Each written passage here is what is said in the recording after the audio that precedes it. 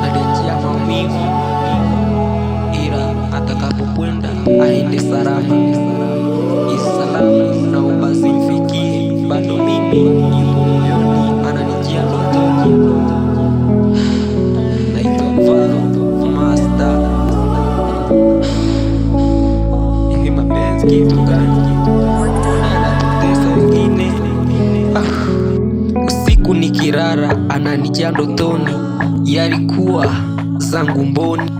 Nilikuwa sielewi nisipomona machoni. Ona sasa nalia kama nimerudi totoni. Mkimona mumwambie kwamba nakaribia kujinyonga, maana yeye amefanya nageuka kinyonga. Na sijapona kidonda, bado najikongoja. Maisha yangu mimi niliwekeza kwake, nikizani yendo furaha yangu, yani mke wangu. Mungu niepusha ya mateso ninayopitia mimi, maana nilimpa mapenzi na hakunisamini. Hatimaye amenitupa kaburini, ila poa namsubiria tutakutana peponi, maana ameniacha na huzuni. Aliyemuoa akae naye freshi, ampe mapenzi ambaye sijawahi kumpa mimi.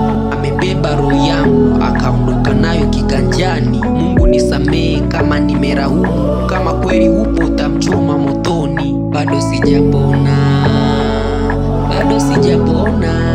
Naomba muniombe, muniombe, muniombe, muniombe, muniombe, muniombe,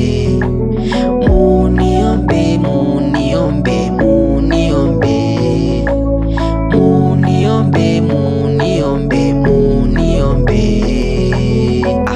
Huzuni ndo ameniacha nao, siku hizi sisomi Mathayo. Wakati nilikuwa nasoma Biblia nahisi kwamba eti Mungu ameniacha, ila pana, nisikufuru sana.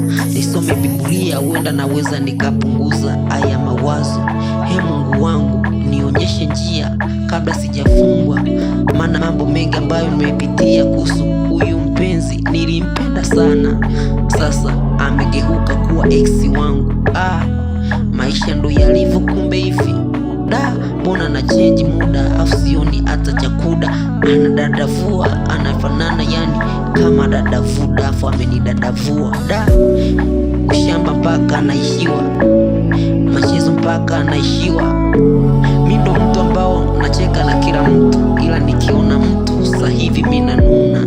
Sababu yake ameniachia maumivu ambao sijawahi kupata, na hapa lipo aende salama, kwa sababu mi namuombea sana na aliyemuoa. Muniombe, muniombe, muniombe, muniombe, muniombe, muniombe. Naomba muniombe, muniombe, muniombe, muniombe.